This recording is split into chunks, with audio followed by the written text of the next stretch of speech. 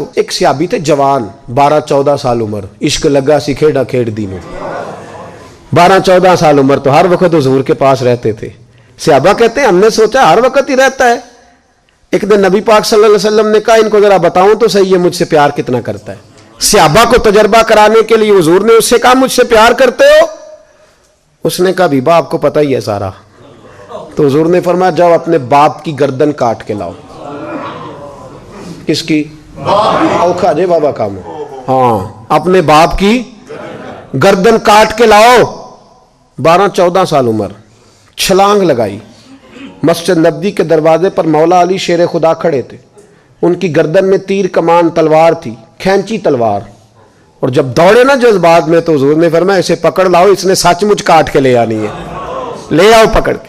عاشق نزاکت جانتے ہیں. حضرت طلحہ بن برا بیمار ہو گئے. بیمار, دن میں 2 دفعہ میرے نبی تیمارداری کرنے جاتے تھے.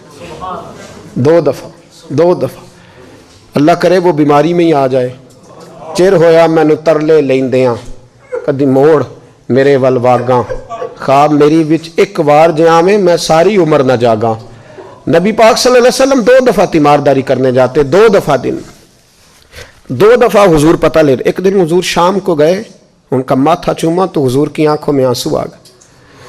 پھر میرے حبیب پاک نے ان کے والد کو کونے میں بلایا, کوئی بات کہی, باپ بھی رونے لگے. حضور نے پھر پیار کیا, چلے گئے. حضرت طلحہ اپنے ابا جی سے کہنے لگے حضور کیا کہہ کے گئے ہیں؟ کہا بیٹے کچھ نہیں. کہا نہیں مجھے بتائیں. کچھ نہیں, رشتہ ہی بڑا نازک, نہیں بتائیں. تو باپ نے سر پہ ہاتھ رکھا, کہا حضور کہہ گئے ہیں تو آج شام کو فوت ہو جائے گا. اور جب حضور نے کہا جب اس کا انتقال ہو جائے تو مجھے خبر کرنا. والد کو چارپائی پہ بٹھا کے تو حضرت طلحہ نے ہاتھ پکڑ لیا. عشق تیاگ دومی ایک برابر, پر عشق دا سیک ودھیرا. اگ تے ساڑے ککھ تے کانے, عشق ساڑے تن میرا. او اگ دا دارو می تے پانی, مینوں کوئی دسے عشق دا دارو کیڑا. بلے شاہ اتھے کچھ نہیں بچدا جتھے عشق ہوراں دا ڈیرا. ہاتھ پکڑا باپ کا اور کہنے لگے ابا جی ایک وعدہ کرو, رات کو جب میں فوت ہو جاؤں تو نبی پاک کو اطلاع نہیں دینی, خبر. کہا بیٹے حضور کہہ گئے ہیں دینی ہے, تو کہتا نہیں دینی, کیوں؟ عاشق نزاکت جانتے ہیں. اگرچہ 12-14 سال عمر تھی پر عشق پکا تھا نا, نزاکت سمجھتے تھے. کہنے لگے ابا جی جن گلیوں سے حضور نے گزر کے آنا ہے وہ یہودیوں کی گلیاں ہیں. ایسا نہ ہو میرے جنازے کی خاطر حضور گزرے اور کوئی میرے نبی کو تکلیف دے دے, اس لیے خبر نہیں کرنی مصطفیٰ کو. آپ جنازہ پڑھ کے دفنا دینا. رات کو انتقال ہوا, باپ نے جنازہ پڑھا, دفن کیا. سارا کچھ جاننے والے رسول آئے. کہا مجھے بتایا کیوں نہیں؟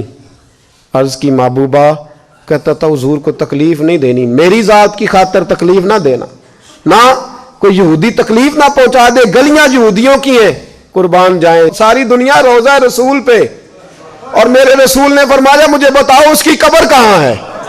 ساری دنیا روضہ رسول پہ, اور نبی پاک اس غلام کی قبر پہ کھڑے آنسو بہ رہے ہیں. صحابہ کہتے ہیں ہر قبر پہ دعا یہ ہوتی تھی یا اللہ قبر کشادہ کر دے, یا اللہ اس کا حساب آسان کر دے.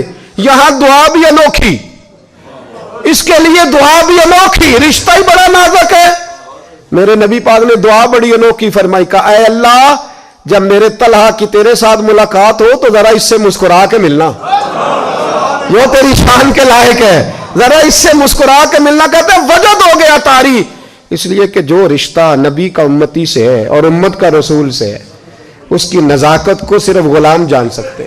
غلام جان. میں نے پچھلے جمعے بھی کہا تھا, مجھے ایک شخص کہنے لگے آپ بتیاں لگاتے ہیں, جھنڈیاں لگاتے ہیں. میں نے کہا بس نہیں چلتا, ہم تو تارے بھی لگا دیں, ہمیں ہمارا پتہ ہی نہیں. میرا دل کرتا ہے گلی گلی پھروں اور یہ نعرہ لگاؤں جان ہے عشق مصطفیٰ, روز فضو کرے خدا, جس کو ہو درد کا مزہ وہ نازے دوا اٹھائے کیوں, اور پھر کے گلی گلی تباہ ٹھوکریں سب کی کھائے کیوں. اگر دل کو یہ عقل دے خدا تو تیری گلی سے جائیں کیوں.